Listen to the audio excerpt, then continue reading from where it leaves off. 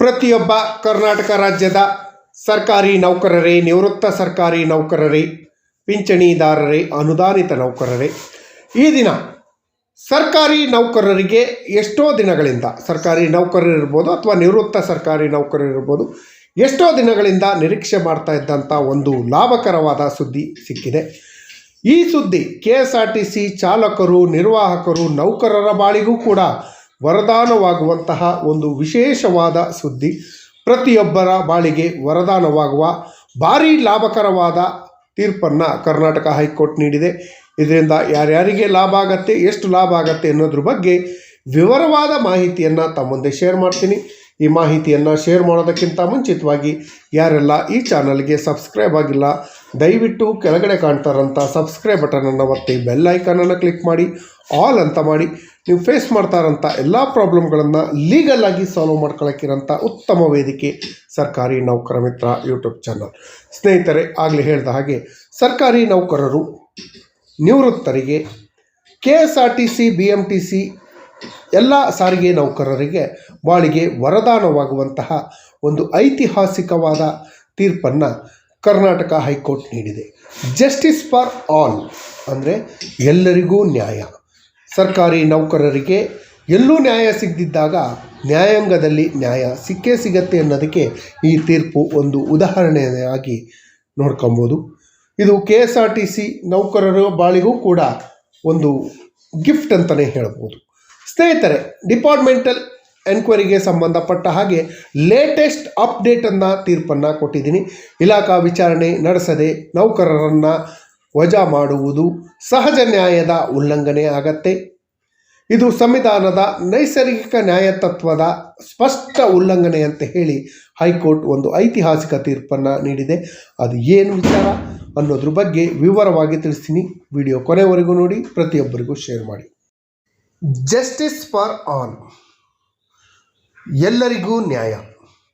ಸರ್ಕಾರಿ ನೌಕರರೇ ಎಲ್ಲರಿಗೂ ನ್ಯಾಯ ಸಿಗುವಂಥ ಒಂದೇ ಒಂದು ಕ್ಷೇತ್ರ ಅಂದರೆ ಅದು ನ್ಯಾಯಾಂಗ ಅಂತಲೇ ಹೇಳ್ಬೋದು. ಸರ್ಕಾರದ ಮಟ್ಟದಲ್ಲಿ ಅಧಿಕಾರಿಗಳಿಂದ ನಮಗೆ ನ್ಯಾಯ ಸಿಕ್ಕಿಲ್ಲ ಅಂದಾಗ ಕೊನೆಯದಾಗಿ ನ್ಯಾಯ ಸಿಗುವಂಥ ಸ್ಥಳ ನ್ಯಾಯಾಲಯ. ಇಂಥದ್ದೇ ಒಂದು ನ್ಯಾಯ ಈ ದಿನಾನೂ ಸಿಕ್ಕಿದೆ. ಪ್ರತಿಯೊಬ್ಬ ಸರ್ಕಾರಿ ನೌಕರರಿಗೆ ಹಾಗೂ KSRTC ನೌಕರರಿಗೂ ಕೂಡ, ಎಲ್ಲರಿಗೂ ಕೂಡ ಉಪಯೋಗ ಆಗುವಂತಹ, ನಿವೃತ್ತ ಸರ್ಕಾರಿ ನೌಕರರಿಗೂ ಉಪಯೋಗ ಆಗುವಂತಹ ಒಂದು ಐತಿಹಾಸಿಕ ತೀರ್ಪನ್ನು ಕರ್ನಾಟಕ ಹೈಕೋರ್ಟ್ ನೀಡಿದೆ ಅಂತಲೇ ಹೇಳ್ಬೋದು. ಡಿಪಾರ್ಟ್ಮೆಂಟಲ್ ಎನ್ಕ್ವೈರಿ ಇಲ್ಲದೆ, ವಿತೌಟ್ ಡಿಪಾರ್ಟ್ಮೆಂಟಲ್ ಎನ್ಕ್ವೈರಿ ಡಿಸ್ಮಿಸ್ ಮಾಡೋದು ಸಹಜ ನ್ಯಾಯದ ಉಲ್ಲಂಘನೆ, ಭಾರತದ ಸಂವಿಧಾನದ ನೈಸರ್ಗಿಕ ನ್ಯಾಯದ ಉಲ್ಲಂಘನೆ ಅಂತ ಹೇಳಿ ತೀರ್ಪನ್ನು ಕರ್ನಾಟಕ ಹೈಕೋರ್ಟ್ ನೀಡಿದೆ. ಆರೋಪಿಯ ವಾದಕ್ಕೆ ಅವಕಾಶ ನೀಡದೆ ಡಿಸ್ಮಿಸ್ ಮಾಡಲು ಸಾಧ್ಯ ಇಲ್ಲ ಅಂತ ಹೇಳಿ ಖಡಕ್ ಆದೇಶವನ್ನು ಕರ್ನಾಟಕ ಹೈಕೋರ್ಟ್ ನೀಡಿದೆ.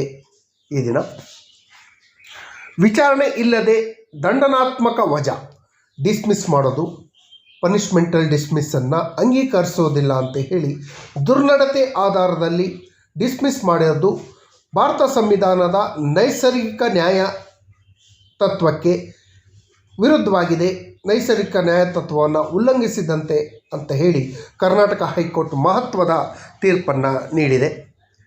ಸ್ನೇಹಿತರೆ, ಶಿಕ್ಷಾರ್ಹ ಅಥವಾ ಕಳಂಕಿತ ಸ್ವಭಾವದ ವ್ಯಕ್ತಿಯನ್ನು ಡಿಸ್ಮಿಸ್ ಮಾಡಲು ಇಲಾಖಾ ವಿಚಾರಣೆ, ಡಿಪಾರ್ಟ್ಮೆಂಟಲ್ ಎನ್ಕ್ವೈರಿ ಅಥವಾ ಎದುರಿಸುವ ಪರಿಣಾಮಕಾರಿ ಅವಕಾಶವನ್ನು, ಅವನ ಮೇಲೆ ಇರುವಂಥ ಆರೋಪವನ್ನು ಎದುರಿಸೋಕ್ಕೆ ಎಫೆಕ್ಟಿವ್ ಆದಂತಹ ಚಾನ್ಸನ್ನು ಕೊಡದೆ ಡಿಸ್ಮಿಸ್ ಮಾಡೋ ಹಾಗಿಲ್ಲ ಅಂತ ಹೇಳಿ ನ್ಯಾಯಪೀಠ ಅಭಿಪ್ರಾಯಪಟ್ಟಿದೆ.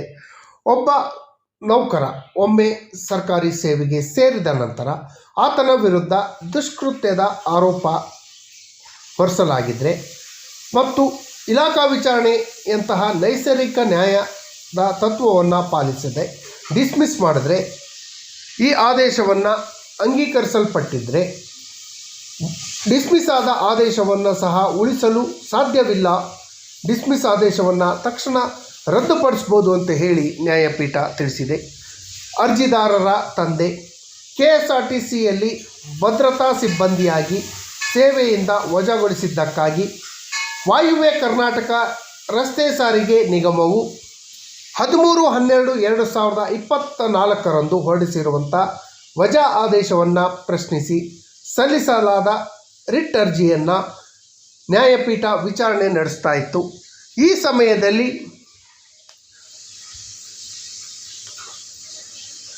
ಸೇವೆಯಲ್ಲಿ ಇದ್ದಾಗ ಅವರ ತಂದೆ ಡೆತ್ ಆಗಿದ್ದರು.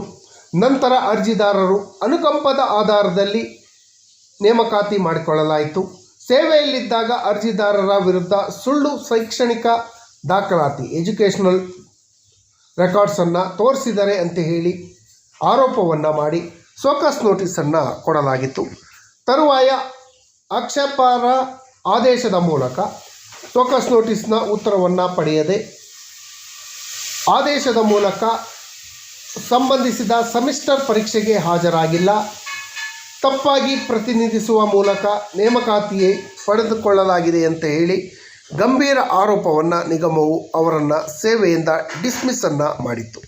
ಈ ಆದೇಶವು ಕಳಂಕಿತ ಮತ್ತು ಶಿಕ್ಷಾರ್ಹ ಸ್ವರೂಪದಾಗಿದ್ದು ಯಾವುದೇ ಇಲಾಖಾ ವಿಚಾರಣೆ ನಡೆಸದೆ ಆಪಾದಿತನ ಪರಿಶೀಲನೆ ವರದಿಯನ್ನು ಒದಗಿಸದೆ ಅಂಗೀಕರಿಸಲಾಯಿತು ಅಂತ ಹೇಳಿ ಅರ್ಜಿದಾರರು ನ್ಯಾಯಾಲಯದಲ್ಲಿ ವಾದವನ್ನು ಮಂಡಿಸಿದರು. ನಕಲಿ ಶೈಕ್ಷಣಿಕ ದಾಖಲಾತಿ ಒದಗಿಸುವುದು, ತಪ್ಪು ಮಾಹಿತಿ ನೀಡುವ ಆರೋಪದ ಮೇಲೆ ಡಿಸ್ಮಿಸ್ ಮಾಡಲಾಗಿದೆ ಅಂತ ಹೇಳಿ ನ್ಯಾಯಪೀಠ ಗಮನಿಸಿದೆ. ಇದರಿಂದಾಗಿ ಅರ್ಜಿದಾರರ ಮೇಲಿನ ಕಳಂಕ ಉಂಟಾಗಿದೆ. ಯಾವುದೇ ತನಿಖೆ ನಡೆಸೋ ಹಾಗಿಲ್ಲ. ನಿಗಮವು ಅವಲಂಬಿತರಿಗೆ ವಿಚಾರದಲ್ಲಿ ನಿರಾಕರಿಸುವ ಯಾವುದೇ ಅವಕಾಶವನ್ನು ಒದಗಿಸಿಲ್ಲ ಅಂತ ಹೇಳಿ ವಾದವನ್ನು ಮಂಡಿಸಿದರು. ವಾದವು ನಿರ್ಣಾಯಕವಲ್ಲ. ನ್ಯಾಯಾಲಯವು ನೈಜ ಸ್ವರೂಪವನ್ನು ಪರಿಶೀಲಿಸುವಂಥ ಹಕ್ಕನ್ನು ಹೊಂದಿದೆ ಅಂತ ಹೇಳಿ ನ್ಯಾಯಪೀಠ ಪುನರುಚ್ಚರಿಸಿದೆ. ಈ ಆದೇಶ ನಿರುಪ್ರದಿಯ ಭಾಷೆಯಲ್ಲಿ ಹೇಳಲ್ಪಟ್ಟಿದ್ದರೂ ಕೂಡ ವಾಸ್ತವವಾಗಿ ದುಷ್ಕೃತ್ಯದ ಮೇಲೆ ಸ್ಥಾಪಿತವಾಗಿದ್ದರೆ ಸರಿಯಾದ ಇಲಾಖಾ ವಿಚಾರಣೆಯನ್ನು ನಡೆಸುವ ಮೂಲಕ ನೈಸರ್ಗಿಕ ನ್ಯಾಯತತ್ವದ ಅನುಕರಣೆ ಕಡ್ಡಾಯವಾಗಿ ಮಾಡಲೇಬೇಕು ಅಂತ ಹೇಳಿ ತಿಳಿಸಿದೆ. ಪ್ರೊಫೆಷನರಿ ವಿಷಯದಲ್ಲೂ ಸಹ ಸಮಂಜಸವಾದ ಅವಕಾಶವನ್ನು ನೀಡದೆ ಕಳಂಕಿತರನ್ನು ಡಿಸ್ಮಿಸ್ ಮಾಡುವಂಥ ಆದೇಶದಲ್ಲಿ ಬಿಡುಗಡೆ ಮಾಡುವುದಿಲ್ಲ ಅಂತ ಹೇಳಿ ನ್ಯಾಯಪೀಠ ತಿಳಿಸಿದೆ. ನ್ಯಾಯಾಲಯವು ಯಾವಾಗಲೂ ಕೂಡ ಆದೇಶದ ನಿಜವಾದ ಸ್ವರೂಪವನ್ನು ಎನ್ಕ್ವೈರಿ ಮಾಡುತ್ತೆ. ಬಿಡುಗಡೆ ಸ್ವರೂಪವನ್ನು ಹಾಗೂ ವಾಸ್ತವಿಕ ಶಿಕ್ಷೆಯ ಆದೇಶವನ್ನು ಒಂದು ಮಸುಕಾಗಿದೆ ಅಂತ ಹೇಳಿ ಕಂಡುಬಂದಿದೆ. ಇಲಾಖಾ ವಿಚಾರಣೆ ಡಿಪಾರ್ಟ್ಮೆಂಟಲ್ ಎನ್ಕ್ವೈರಿ ನಡೆಸುವ ಮೂಲಕ ನೈಸರ್ಗಿಕ ನ್ಯಾಯತತ್ವವನ್ನು ಪಾಲಿಸುವುದು ಕಡ್ಡಾಯ. ಪ್ರತಿಯೊಂದು ಇಲಾಖಾ ವಿಚಾರಣೆಯಲ್ಲೂ ಈ ನೈಸರ್ಗಿಕ ನ್ಯಾಯತತ್ವವನ್ನು ಪಾಲನೆ ಮಾಡೋದು ಕಡ್ಡಾಯ ಅಂತ ಹೇಳಿ ತಿಳಿಸಿದೆ.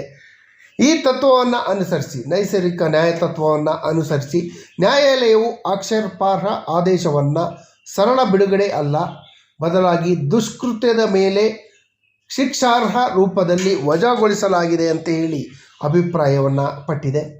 ಯಾವುದೇ ಇಲಾಖಾ ವಿಚಾರಣೆಯನ್ನು ನಡೆಸದ ಕಾರಣ ಅರ್ಜಿದಾರರಿಗೆ ಯಾವುದೇ ಪರಿಣಾಮಕಾರಿ ಅವಕಾಶವನ್ನು ಮಾಡಿಕೊಡದ ಕಾರಣ ಈ ಆದೇಶವು ಸಮರ್ಥನೀಯವಲ್ಲ. ಇದು ನೈಸರ್ಗಿಕ ನ್ಯಾಯತತ್ವಕ್ಕೆ ವಿರುದ್ಧವಾಗಿದೆ ಅಂತ ಹೇಳಿ ತಿಳಿಸಿದೆ. ಏನು ಡಿಸ್ಮಿಸ್ ಮಾಡಿರುವಂಥ ಆದೇಶವನ್ನು ಪರಿಶೀಲನಾ ವರದಿಯನ್ನು ಆಧರಿಸಿದೆ. ಯಾವುದೇ ವಿಚಾರಣೆಯನ್ನು ಮಾಡಿಲ್ಲ.